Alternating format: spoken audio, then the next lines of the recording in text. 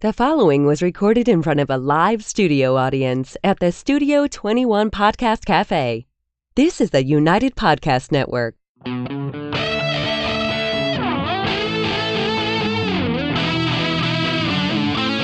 Welcome to Dueling Comedians, where two comedians clash to see whose comedy kills and who gets killed. Figuratively speaking, of course. All this to determine who claims the coveted Dueling Comedians trophy.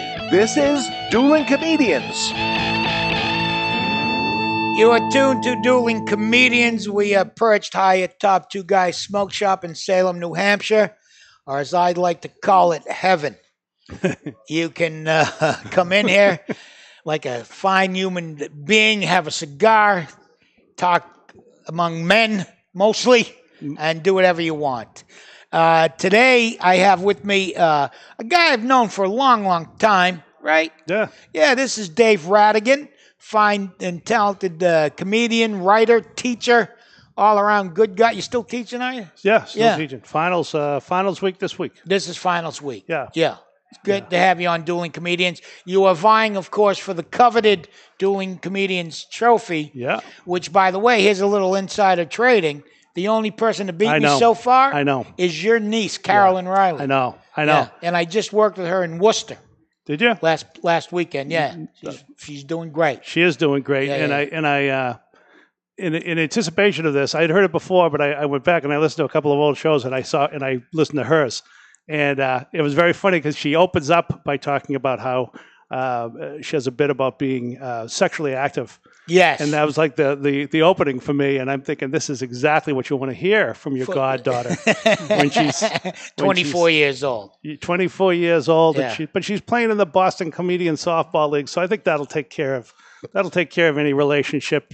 She's not. Please tell me she's not sexually active with a comedian. No. I would nip that in the bud. I have. Yeah. I have. That was the advice. That was the original advice. I believe it might have been the first advice. Yeah. That comes under the heading of "Don't shit where you eat." Yeah. That's you don't want that going on at all. Yeah, it's a very bad idea. Before we get our head of steam up, and I suspect we will, I'm going to introduce you to my sidekick, the guy, the cog, the linchpin of this show, the guy that makes it all happen. This is my sidekick, Laugh Track Larry. Say hello to Dave, would you, Larry?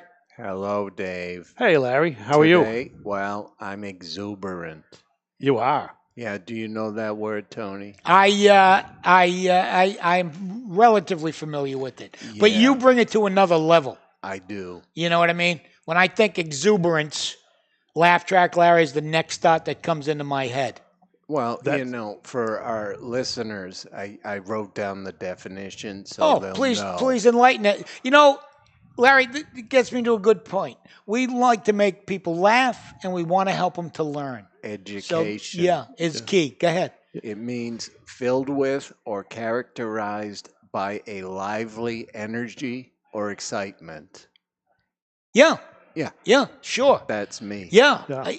I mean, I think you're the pure definition of exuberance. Thank you. Yeah. You know what? From now on, if anyone says exuberance to me, I'm just going to automatically say, Laugh Track Larry.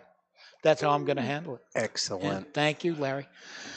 So, Dave, you many things, as I said earlier. You also run your own comedy outfit, your own production company called Scamps. Yep, Scamps, worst name in the world. Yeah, where did it come from? By the way, it's a rascal. It's a I know what a scamp is. Well, nobody else does. Nobody else does. I found that out. I wanted to have a name that wasn't like every other name. Right. I wasn't. How many people have co-opted Wicked? That's a Wicked. Oh yeah, funny, Wicked this, funny. Wicked funny. This Wicked funny. Yeah.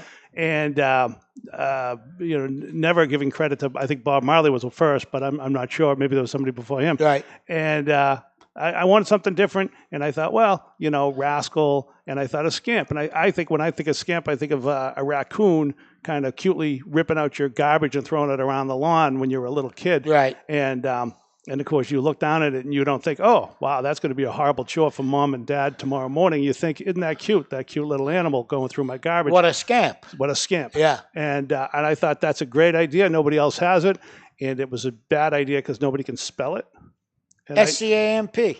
S. Scamps. You can Scamps. spell it because Yeah. you're very intelligent. You Yeah. knew exuberant for crying out loud. Sure I did. Who knows exuberant? Well, only because of Larry, I know exuberant because I witness it every time I sit in this chair. Personification of it. See, Yeah. you hit the problem with that name, and there's not really a problem because you've branded it and you do well. Okay. But you said scamp, rascal. I automatically think the thing that old people drive around in, the little 3-wheeled device to that's move interesting. people. That's the rascal. I've come to telling people it's when they write the check, I say it's just scam with a PS. Oh, there you after go. it. Now So, that's a good way. yeah. That's a good way of knowing it. I think So- go ahead. Yeah. How long has Scamps been in business? I can tell you. It's 13 and a half years. Really? Because when my daughter was born, Yeah. I started the company. I booked a couple of shows before then, Right. but I thought if I'm going to stay here and I'm going to make any money and I'm going to be able to support the family, I should start a company, and that's when I did it. So I did it. It kind of coincides with her birth. I see. Oh, good. That's a good milestone. A good way Yeah. to recognize stuff. And you do it all. You can Yeah. find halls. You bring sound equipment, lights, whatever people need. Sometimes that's what I If do. you need it, right. Everything from sending a couple of openers to a show to the whole thing, the Right. sound, the lights, the hall, everything that'll just make me miserable. You also do stand-up comedy. So Yes, I do. You do your own shows, right? Yep. Which I guess it's a no-brainer. But which do you prefer? Oh, I'd much rather be you.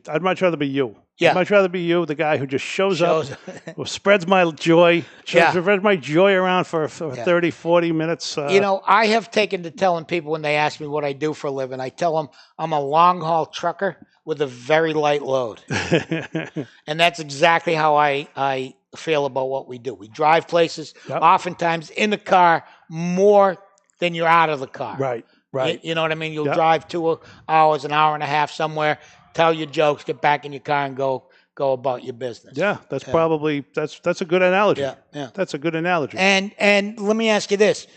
When you started doing stand-up, did you envision it would take, the turn that it did for you? Not in a million years. How did you get Not into in a million stand-up? I years. ask people that all the time. I got divorced, Ah, and I had always wanted to do it because since I was young, right, I was scared to death of public speaking, of being in front of people. right. I was a writer, and somebody said to me, it's kind of a twofold thing, but somebody said, come speak to the Danvers, I think it was the Danvers Kiwanis, and I had some miserable public speaking experiences, and she said, just be funny. Just be funny. They'll love it. Just be funny. Right. So I went through some of my old columns. I took some of the jokes from my old columns, and I went up and I told them to the Danvers Kiwanis Club, and it went well. There you go. And then I was getting divorced, Right. and I thought, well, maybe I'll do something productive with my time instead of spending all of it in bars. Right. So I took Bob Gautreau's comedy class. Oh, yeah. And I went up, and the first night it was great, and You were hooked. and I got offered 2 spots Yeah, from yeah. people who were there. Right. And and then I was hooked. Yeah. And I didn't bomb for 12 sets. And then 12 after, yep.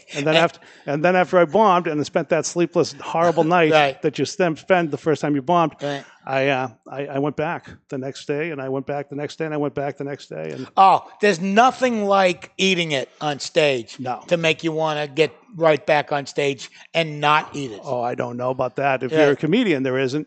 But if you're a civilian, I mean, I see a lot of comedians who come up and they're having so much fun, and then they have the one bad set. Yeah. And it's like, and I look at them and I'm like, you think that was bad? You have Yeah. no Oh, idea. yeah. I've People tell horror stories, and you Yeah. go like, look, I had worse happen to me before you were born. Right? Yeah. Because And I've been at it a long time. they don't come back. Many No. people don't come back. I mean, that's kind of the way that I tell people is if you're not a comedian until you bomb and you come back. Right. And if you a lot of people, they bomb and you just never see them again. Yeah. It scares the hell out of It's them. not when what they come they, back. yeah, it's just not what they I remember envision. the first time I really ate it on stage, and I just said, and that's the part of me that kicked in. I go, I don't want to meet any of the people that are in this audience, 5-10 years from now, and they go, hey, I was at that show that you sucked at. I meet those people. Yeah. I meet them all the time. Oh, yeah. It's awful. You must have all come the across time. that. Yeah. It's all the time. Because to you it's just like one night, Right. but to them it was like such a pivotal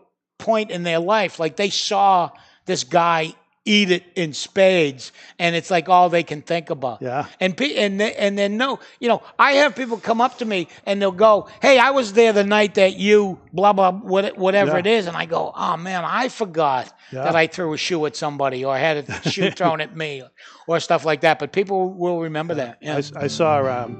We're gonna get cut off. Yeah, no, you can. We got a couple minutes. That's a lead-in. I saw the late great Barry Crimmins. Yeah. And years ago, at the Ding Ho, something was going on with him emotionally, and he brought it on stage, and he had a little mini breakdown on stage, and it was fascinating to watch. Yeah. All right. That music does mean we'll be back. I hate to cut you off, but we'll be back, and you can finish that when we do. You're listening to two dueling comedians. That's what you're listening to.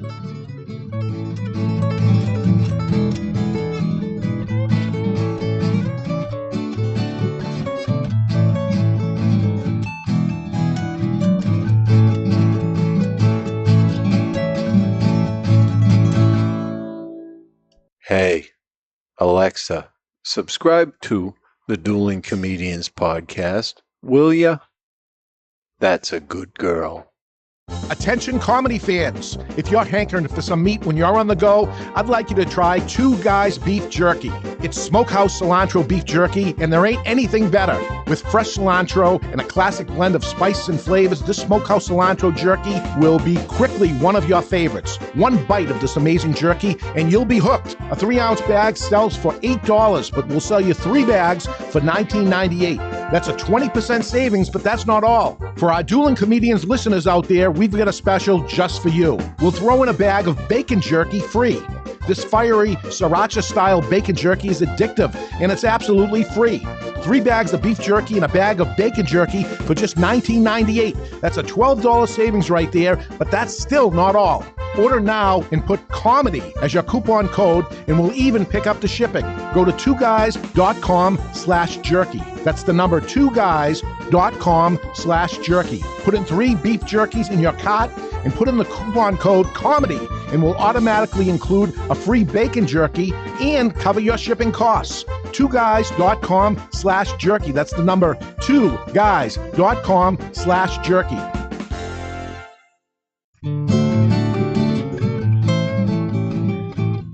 Isn't bacon already jerky? I don't know. It's a technical classification, I think. Is it? Yeah. I think it's a technical classification. I mean, so you take bacon. Yeah, which is fairly moist. No, I guess you got to get the moisture out of it to make. Nobody wants warm, moist. If you said flaccid bacon, right? That's why they don't call it flaccid bacon. Yeah, that's no. Yeah. No. Original marketing efforts failed. There's a lot of marketing things like that, like sugar-free Diet Coke. You know why they call it that? Why? Because no one would drink it if they called it brown, bubbly water. Good point. Right. Yeah. So I think there's a lot of marketing involved and stuff like that. So if people want to get a hold of you, I have one more question for you, but give your information first. I would say the best place is Scamps Comedy, SCAMPS, like scam with a PS, scampscomedy.com, or I'm on Facebook, Dave Rattigan, or Scamps Comedy, or I'm on Instagram and all those other things the kids go to. Okay. Now, are you allowed to say where you teach? Yeah. Or would you rather not? So far, I think we're okay. You're all right? Yeah. I think we're all right. Yeah. I teach at, I'm an adjunct. At You're an adjunct? Yep, at UMass Lowell and at Northern Essex Community College. That just means they don't want to give you tenure yet. That means no, they don't want to pay me benefits or full-time position. So you're a part-time professor. I'm a part-time professor. There you go. I get paid by it's another marketing play. Yeah. If they hired you and they said, "What are you going to do?" You say, "You're a part-time professor." You'd go, "I don't know." They go, "You're an adjunct professor." Yeah. You go, "Oh, I like that. Yeah. That sounds like you should have a uniform with epaulets." An adjunct? Yeah. All right. Yeah. I'll go along with that. Yeah, I'll take a uniform. Sure. Make it easier to dress in the morning. All right. So that music means one thing, Dave. Yep. Time to duel. Beautiful. And remember, don't want to put any pressure. No, the one and only person. The coveted. Do you know what it'll be? By the way, if this stays in the family, I will be very impressed. If it doesn't stay in the family, and I want you to remember this, Larry, it's going to be a long July 4th for me. All right, it's going to be a long cookout. Listening to that girl brag. I'll bear it in mind. You're up. All right. When my daughter was young, I used to take her up to Storyland up there in New Hampshire. I don't know if you've been there, but what I tell people, it's like Disneyland for when you love your family, but not enough to take them to Disneyland. It's like we went to it's very New Hampshire theme park. Right. We saw Cinderella's Timeshare, Pirates of Lake Winnipesaukee, Space Mount Washington.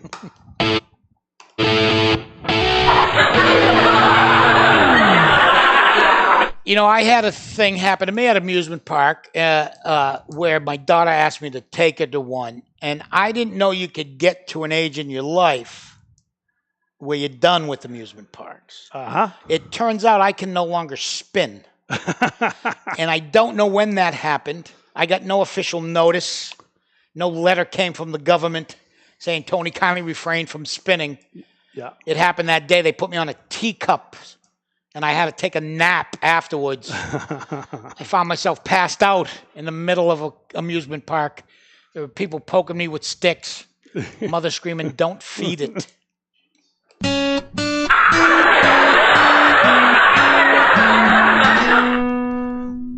I think, Tony, part of that might be, and I think you're like me, right? You're an older dad. I think you had your kids feel like I was 47 when I had my daughter. Yeah, but when I had mine. Yeah, and it's different. It's stupid. It's stupid. Dumb. Yeah, I tell the young people, I say, start early. I mean, 15, 16. The one advantage I think I have being this age with a kid that young is I have a little girl, and I don't have the energy to fight back. And so my friends, I have a girl, and they'll say, oh, wait till she starts dating boys, and ha, ha, ha, ha. And I'm like, hey, I'll have Alzheimer's. Let's see how she feels with dad in the front lawn in his underwear.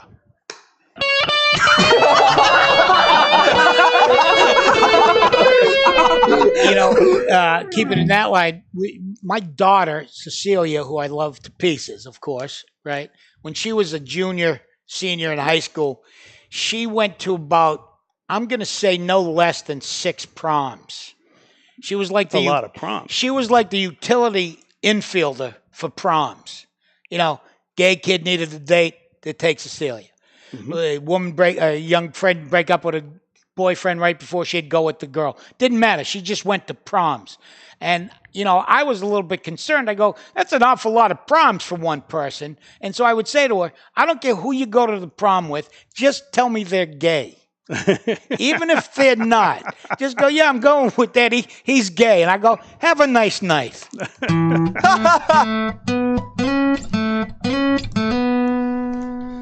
Well, I'm a divorced guy, and this is an ex-wife. I don't do many ex-wife jokes. I don't do it anyway. My point is, I just do it because it's funny.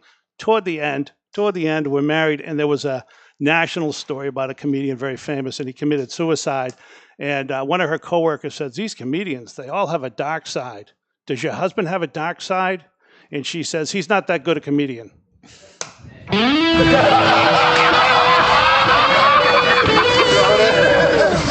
I get the other side of that where people talk to my wife because I've been around for a long while.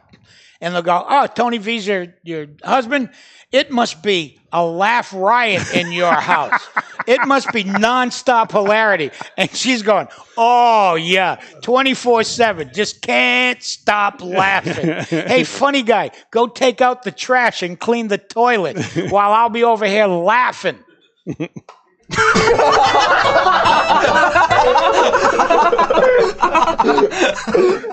I suspect this is another area that we're probably living a similar life, but I'm at the age where I see a lot of doctors. Yeah, because I'm old and I'm a little fat and I'm kind of clumsy. Yeah. So I'm kind of a triple threat. And most doctors like me, not all doctors. I had one guy, sleep apnea specialist. I'm in his office and he's so mad. First time he's so mad. He's like, this is very serious. This is very, very serious. And I thought, yeah, that's what I thought when I tried to make the appointment 7 months ago.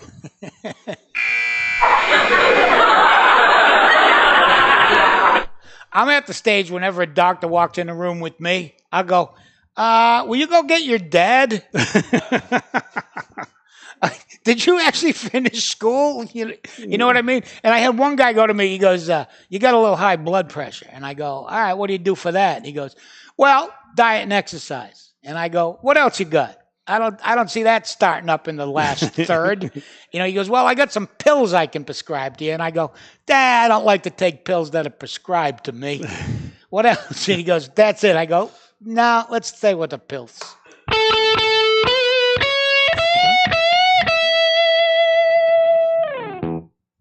All right. I think we went past the buzzer, but whatever. It's all right. Everybody's having fun. Yeah, this is not a fine-tuned machine.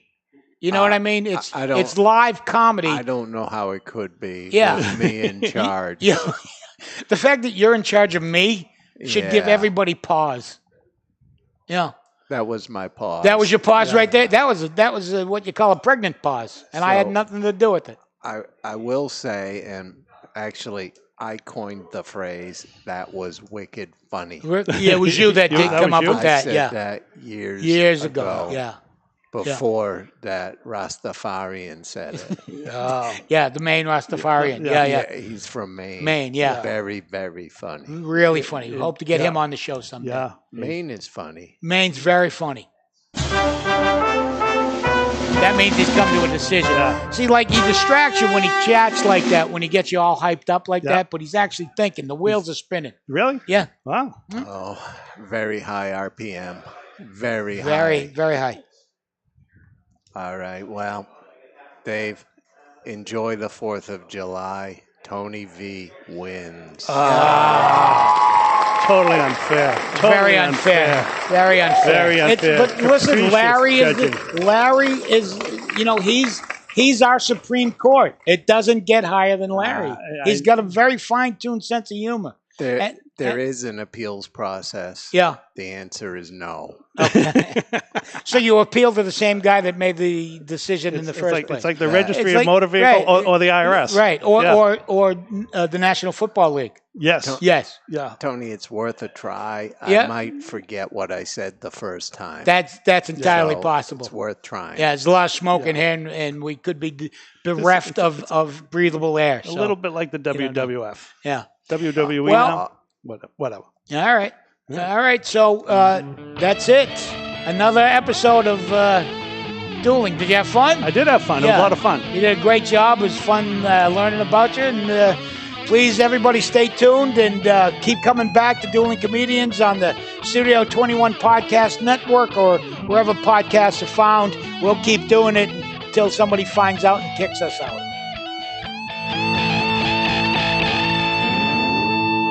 The views and opinions expressed by the hosts, guests, or callers of this program do not necessarily reflect the opinions of the Studio 21 Podcast Café, the United Podcast Network, its partners, or affiliates.